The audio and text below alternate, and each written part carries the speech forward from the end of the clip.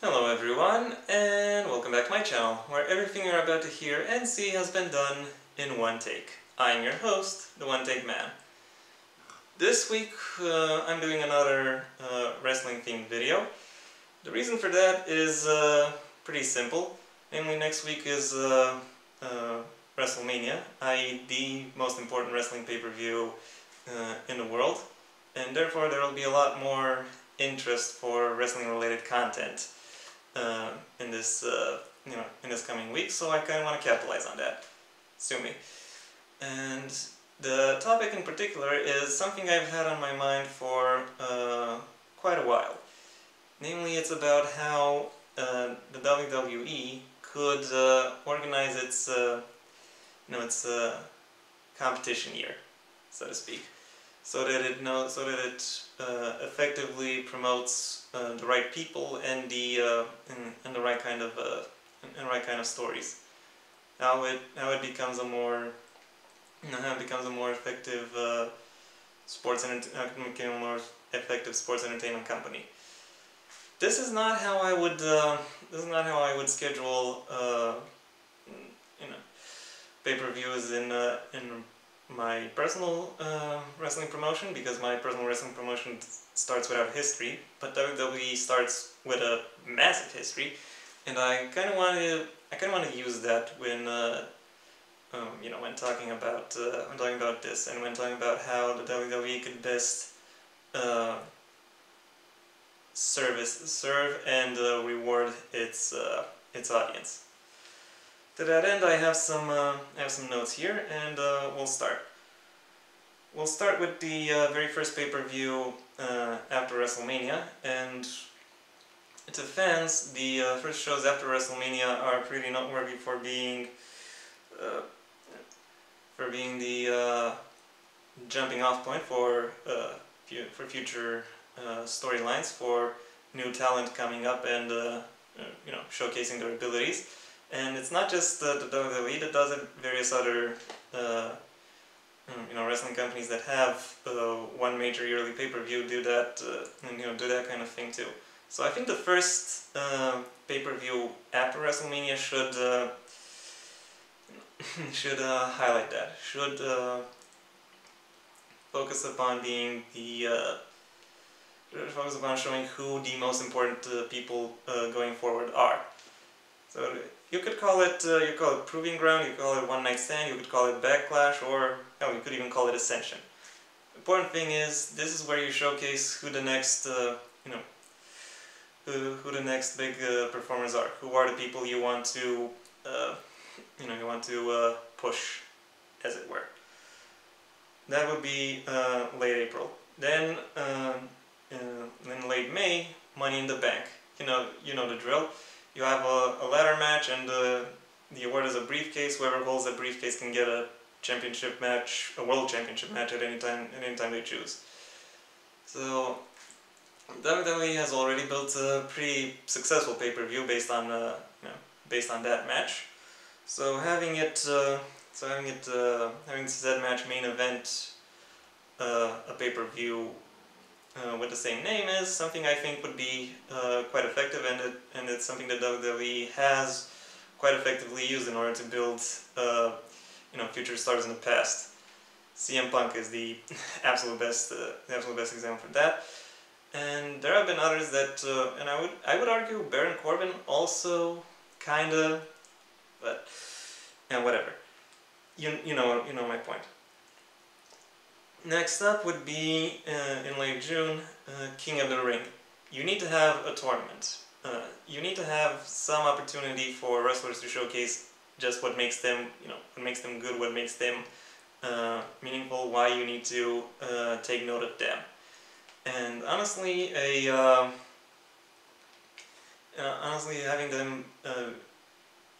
it take place over a tournament is absolutely the best way to do it, even if it's single elimination.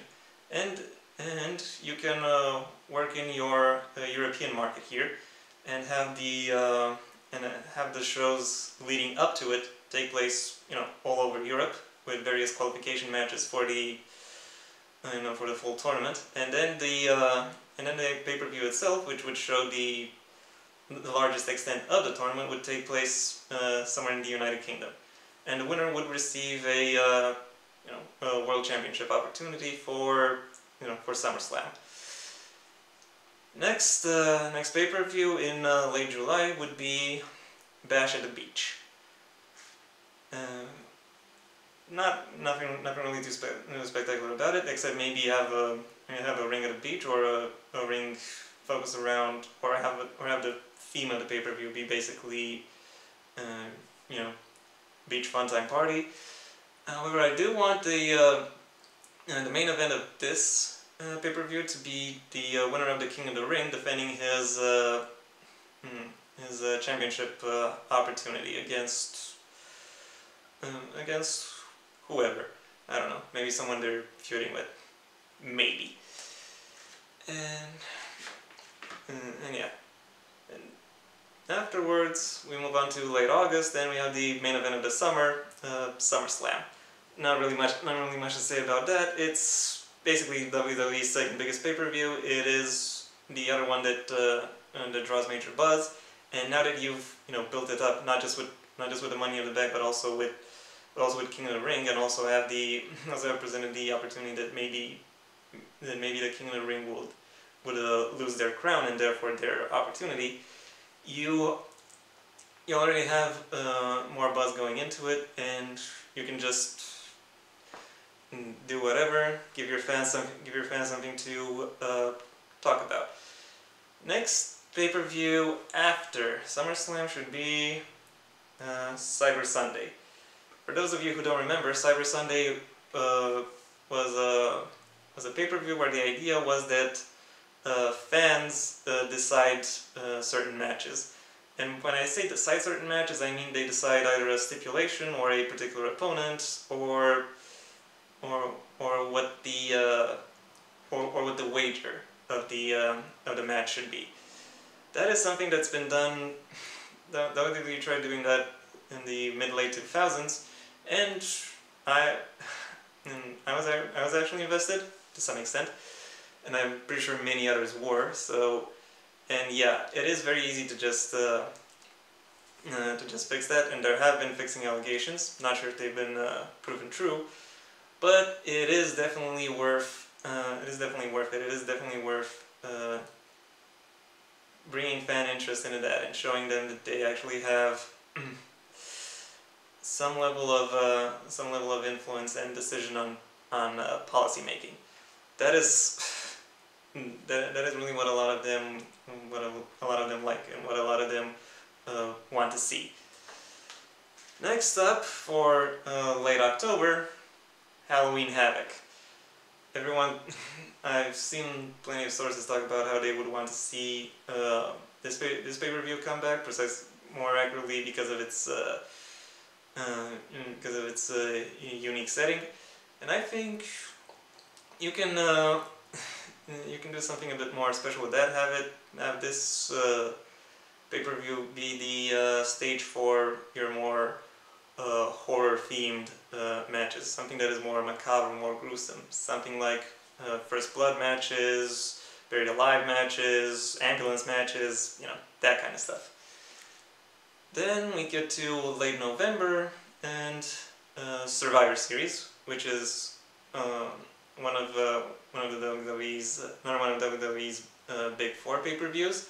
Its signature match is the Survivor Series match, where you have two teams with multiple opponents, with multiple participants facing each other, and participants get eliminated over time until only the participants of one team remain.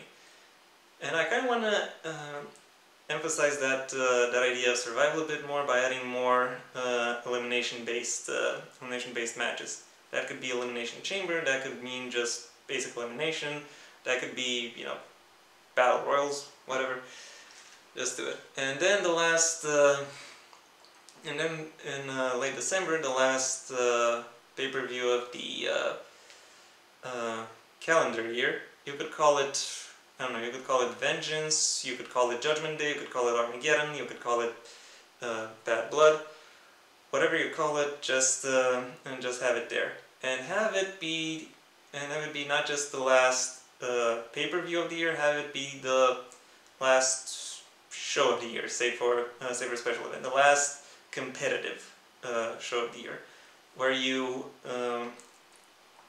close out various long-running storylines that you haven't been able to close out up until now, and maybe set up for the last three or the road to WrestleMania, last three pay-per-views. And the road to WrestleMania would start, more or less, or the first major event in the road to WrestleMania would be the Royal Rumble. And of course, this pay-per-view, also one of the big four, also has a major stipulation match where two people start, and then every specific interval, one more comes in, and the goal is to just eliminate everybody. And whoever eliminates everyone gets the main event of WrestleMania. So yeah, just do that, and then do that at the end of January, and then at the end of February, you have the last the last major show that sets up WrestleMania, namely Elimination Chamber.